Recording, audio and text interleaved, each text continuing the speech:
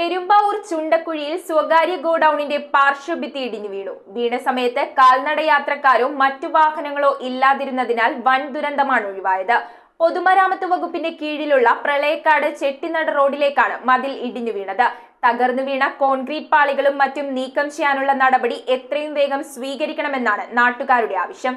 ചുണ്ടക്കുഴി പള്ളിക്ക് സമീപം പൊതുമരാമത്ത് വകുപ്പിന്റെ കീഴിലുള്ള പ്രളയക്കാട് ചെട്ടിനട റോഡിലേക്കാണ് കഴിഞ്ഞ ദിവസം പെയ്ത മഴയെ തുടർന്ന് പാർശ്വഭിത്തി പൂർണ്ണമായും ഇടിഞ്ഞു വീണത്. 30 അടിയോളം ഉയരത്തിലുള്ള ഈ പാർശ്വഭിത്തിയുടെ 50 മീറ്ററോളം ഭാഗം ഇടിഞ്ഞു വീണു. വെളുപ്പിനെ 2-നും 4-നും ഇടയിലാണ് സംഭവം. ഈ സമയത്ത് നാട്ടുകാരോ മറ്റു വാഹനങ്ങളോ ഇവിടെ ഇല്ലാതിരുന്നതിനാൽ വൻ ദുരന്തമാണ് ഒഴിവായത്. 30 അടിയോളം ഉയരത്തിലുള്ള മണ്ണും ഇതിനു മുകളിലെ കോൺക്രീറ്റ് പാളികളുമാണ് തകർന്നു വീണിട്ടുള്ളത്. ഇത് മുഴുവൻ ഇവിടെ നിന്നും നീക്കം ചെയ്താൽ മാത്രമേ ഇതുവഴി ഗതാഗതം തുടരാനാകൂ. ഇനിയും പാർശ്വഭിത്തി പുനർനിർമ്മിക്കേണ്ടി വന്നാൽ സമാന രീതിയിലുള്ള അപകടങ്ങൾ ഉണ്ടാകുമോ എന്ന ആശങ്കയിലാണ് നാട്ടുകാർ. നിർമ്മാണത്തിലെ അശാസ്ത്രീയതയാണ് ഇപ്പോഴത്തെ വലിയ അപകടത്തിന് കാരണമെന്ന് ഗ്രാമപഞ്ചായത്ത് പ്രസിഡന്റ് പ്രതികരിച്ചു.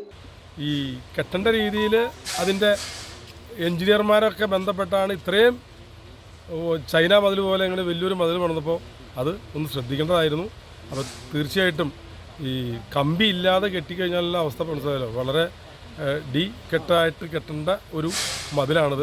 എന്തായാലും ഇന്നലെ വലിയ മഴ 3-4 മണിക്കൂർ നിന്ന മഴയത്ത് ഇത് ഇങ്ങനെ ഇടിഞ്ഞ് ചാടിയത് വളരെ ആ സമയത്ത് രാത്രി ആയതുകൊണ്ട് സഞ്ചാരികളും ആരും ഇല്ലാത്തതുകൊണ്ട് ഒരു വലിയ അപകടത്തിൽ നിന്നും നമ്മുടെ നാട്ടുകാർ ഒഴിവായി എന്നുള്ളതാണ്. അത് ദൈവം രക്ഷിച്ചു എന്നാണ് എനിക്ക് പറയാൻ പറ്റുള്ളൂ. അധികൃതരുടെ ഭാഗത്തു നിന്നും എത്രയും വേഗം സത്വര നടപടികൾ ഉണ്ടാകണമെന്നാണ് നാട്ടുകാരുടെ ആവശ്യം. ഈ കഴിഞ്ഞ ഡേയിലും നൈറ്റിലുമായിട്ട് അന്യായ മഴയായിരുന്നു. ആ മഴയത്താണ് ഈ സംഭവം ഉണ്ടായേക്കണേ. ഇതിൻ്റെ അടിയിൽ ആളുണ്ടോയെന്നൊരു നമുക്കറിയില്ല. ഈ റോഡും ഡാമേജ് ആയിട്ടുണ്ട്. ഇത്രയും ഹൈറ്റിൽ നിന്നാണ് ഈ മെറ്റീരിയൽ താഴേക്ക് പോന്നേക്കണേ. കോൺക്രീറ്റ് RR വർക്ക് ചെയ്തേക്കുന്നത് ഇതെല്ലാം മണ്ണും.